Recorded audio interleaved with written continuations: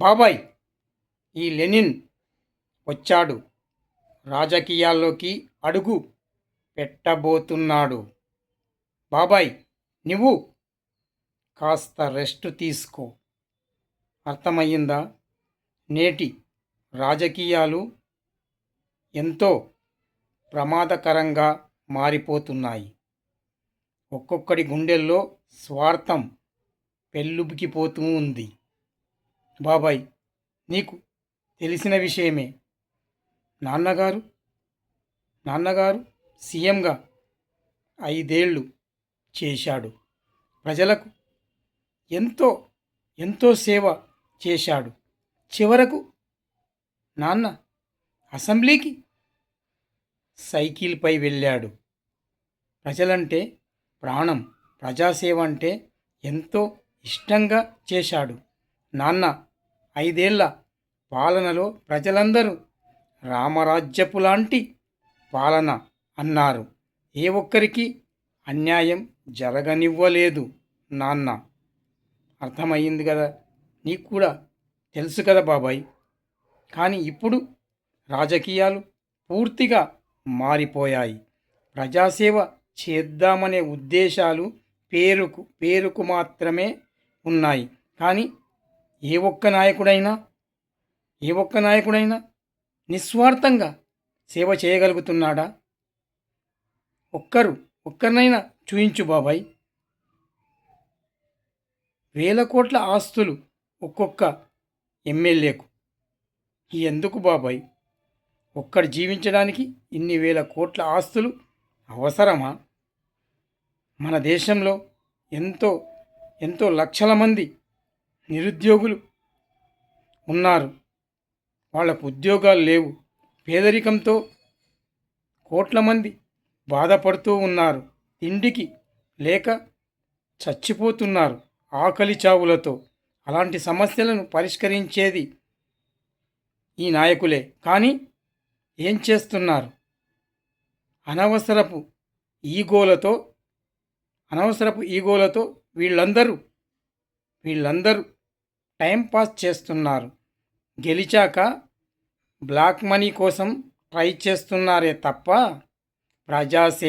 నిస్వార్థమైన ప్రజాసేవ చేయడానికి వెనకాడుతున్నారు. అందుకే ఈ లెనిన్ అడుగు పెడుతున్నాడు రాజకీయాల్లోకి. కానీ నాన్న ఎలా చనిపోయాడో తెలుసు కదా బాబాయ్. చివరిసారిగా హెలికాప్టర్లో వెళ్ళాడు. కానీ ప్రమాదవశాత్తు చనిపోయాడు. కానీ అది ప్రమాదమా, కావాలని చేశారా? ఇంతవరకు ఏ ఒక్కరు కూడా తేల్చలేకపోతున్నారు. ఏం చేయను బాబాయ్, ఏం చేయను. వాళ్ళందరినీ ఏదో శిక్షించాలనే ఉంది నాకు. కానీ మళ్ళీ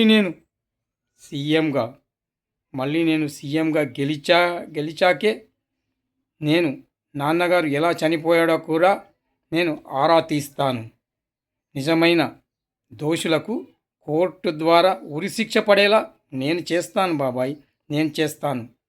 నువ్వు కాస్త రెస్ట్ తీసుకోవాలి బాబాయ్, రెస్ట్ తీసుకోవాలి. బాబాయ్, హోమ్ మినిస్టర్ కూతురితో నాన్న ఉన్నప్పుడు నిశ్చితార్థం జరిగింది. ఈ మధ్యలో నేను వెళ్ళలేదు. ఇప్పుడు వెళ్ళి నేను పెళ్ళి ముహూర్తాలు ఎప్పుడు పెడతాడో హోమ్ మినిస్టర్ మామయ్యను అడిగి వస్తాను. బాబాయ్, నువ్వు వెళ్ళకూడదు. అతను ఏమైనా రిజెక్ట్ మాటలు చెప్తే అది విని నీవు తట్టుకోలేవు. అందుకే నేనే వెళ్ళి హోమ్ మినిస్టర్ మామయ్యతో విషయాన్ని తేల్చుకొని వస్తాను బాబాయ్, వస్తాను. నమస్కారాలు మామయ్య, హోమ్ మినిస్టర్ మామయ్య. బాగున్నారా? ఆ రోజు ప్రియకు నాకు నిశ్చితార్థం జరిగింది. మళ్ళీ ఇప్పుడు ముహూర్తం పెట్టుకుంటే ప్రియను నేను పెళ్లి చేసుకుంటాను. మామయ్య, ఏంటి నీవు అంటున్నది? ఈ పెళ్ళి జరగదా? ఏంటి మామయ్య, నాన్నగారు ఉన్నప్పుడు మీరే కదా మా ఇద్దరికి నిశ్చితార్థం చేశారు. కానీ ఇప్పుడు ఇలా నిజమైన నాయకుడిలా నాలుక నాలుక మార్చి మాట మార్చి చెప్తున్నారు. మీకిది న్యాయం కాదు. ప్రియా, నేను ప్రేమించుకున్నాము. నీకు ఆ విషయం తెలుసు కూడా. ఆ రోజు నాన్న ఉన్నప్పుడు మా పెళ్ళికి మీరే అంగీకరించారు. అంటే నాన్న చనిపోగానే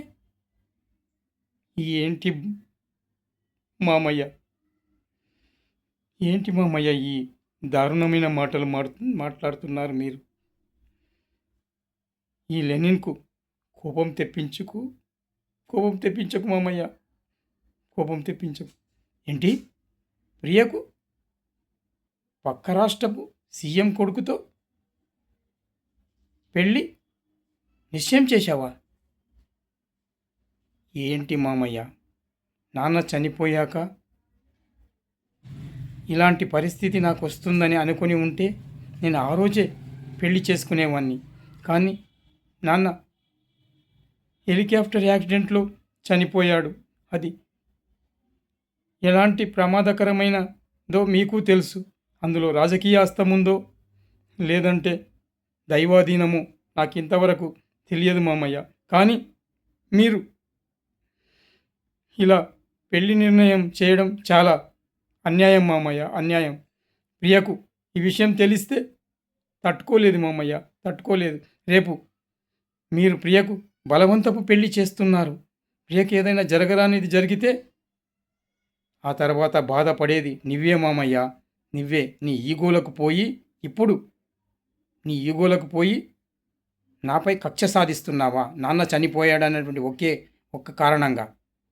మామయ్య, నేను మళ్ళీ ఎలక్షన్లో నిలబడి నేను సీఎంగా గెలిచి తీరుతాను. ఏమనుకున్నావు? చూడు, అంతవరకైనా నాకు అవకాశం ఇవ్వు. అంటే ఇప్పుడే ముహూర్తాలు పెట్టేసిస్తున్నావా? సరే, నీ ఇష్టం. నీవు ఆ నిర్ణయం తీసుకున్నాక నేనేం చేయలేను. అయితే నేను వెళ్ళి వస్తాను మామయ్య, వెళ్ళి వస్తాను. ఆలోచించుకో. ప్రియకు మాత్రం ఈ విషయం చెప్పు. ఓకే ఓకే మామయ్య, వస్తాను. హలో ప్రియా, నేను లెనిన్ను మాట్లాడుతున్నాను. ఏంటి, మీ నాన్న నీ పెళ్ళి ఫిక్స్ చేశాడని చెప్పాడు పక్క రాష్ట్రపు ముఖ్యమంత్రి కొడుకుతో? ఏంటి ప్రియా, మీ నాన్న ఇలా రెండు మాటలు మాట్లాడడం నాకు బాగా అనిపించడం లేదు. కానీ మీ నాన్న చేస్తున్నది చాలా తప్పు ప్రియా. మా నాన్న చనిపోయాడనేటటువంటి ఒక్క కారణంతో మన పెళ్ళిని రిజెక్ట్ చేస్తున్నాడు. కేవలం మీ నాన్న అధికారపు బలుపుతో చేస్తున్నాడు. కానీ నేను మళ్ళీ ఎలక్షన్లో గెలిచి సీఎం అవుతాను. ఆ మాత్రం నమ్మకం మీ నాన్నకు నాపై లేదు. అందుకే ప్రియా, నువ్వైనా ఈ పెళ్ళి సంతోషంగా చేసుకో. నూరేళ్ళు జీవించి ఉండు. కానీ ఎలాంటి అఘాయిత్యం చేయకు. జీవితంలో మళ్ళీ నేను సీఎం అయ్యాక వచ్చి నేను తప్పక కలుస్తాను ప్రియా, కలుస్తాను. నేను తప్పకుండా విజయం సాధించి సీఎం అవుతాను ప్రియా, సీఎం అవుతాను. ఉంటాను ప్రియా. నువ్వు ఎలాంటి అఘాయిత్యం మాత్రం చేసుకోకు ప్రియా, చేసుకోకు ప్లీజ్. మామయ్య, నేను గెలిచాను చెప్పాను కదా మామయ్య ఆ రోజే. రేపే నా ప్రమాణ స్వీకారం. కానీ మామయ్య, నువ్వు చేసిన ద్రోహానికి, నువ్వు చేసినటువంటి అన్యాయానికి నీ యొక్క ఈగోతో ప్రియను నువ్వే చంపేశావు మామయ్య, నువ్వే చంపేశావు. ప్రియ పెళ్లి పందిట్లో విషం తాగి చచ్చిపోయింది మామయ్య, విషం తాగి చచ్చిపోయింది. కానీ నేను అనుకుంటే ఈ క్షణమే నీకు ఉరిశిక్ష వేయించగలను మామయ్య, ఉరిశిక్ష వేయించగలను. కానీ నేను అలాంటి పని చేయను మామయ్య, చేయను. నువ్వు మాట తప్పినా నేను అలాంటి పని చెయ్యను మామయ్య. నీకు కోట్ల ఆస్తి ఉంది, కానీ ఏం లాభం? ఒకే ఒక కూతురు. ఛీ! ఇంతటి నీచానికి ఒడిగట్టావు. అర్థమయ్యిందా ఇప్పటికైనా? డబ్బు కాదు ముఖ్యము, మాట, మంచితనము, ప్రేమ, భావన నీకు ఏవీ లేవు. కానీ నేను ప్రియను పోగొట్టుకున్నాను మామయ్య, పోగొట్టుకున్నాను. ఇక నేను జీవితాంతం పెళ్ళి చేసుకోను మామయ్య, పెళ్ళి చేసుకోను. ఈ లెనిన్ జీవితాంతం బ్రహ్మచారిగానే ఉంటాడు మామయ్య, బ్రహ్మచారిగానే ఉంటాడు. కానీ వచ్చే జన్మలో ప్రియను నేను పెళ్లి చేసుకుంటాను. వచ్చే జన్మ దాకా ఈ లెనిన్ ప్రియ కోసం వెయిట్ చేస్తాడు మామయ్య, వెయిట్ చేస్తాడు. అది మాత్రం పక్కా. రాజకీయ నాయకుడు మాట చెప్పాడంటే బతికినా చచ్చినా మాటపై నిలబడాలి. అది మనిషి ధర్మం. తెలుసుకో, తెలుసుకో మామయ్య, తెలుసుకో. వస్తాను రేపు నా ప్రమాణ స్వీకారానికి. వచ్చేయి. అర్థమయ్యిందా? వచ్చి చూడు నా వైభవం ఎలా ఉంటుందో, నా విజయం ఎలా ఉందో, నా నిస్వార్థమైనటువంటి పాలన, నేను చేసినటువంటి ప్రజలకు వాగ్దానాలు అన్నీ ఒక్కొక్కటిగా నేను నెరవేరుస్తాను. ప్రజలను నేను నా గుండెల్లో పెట్టుకొని పూజిస్తాను. ఓటరు దేవుళ్ళే నాకు ప్రత్యక్ష దైవాలు.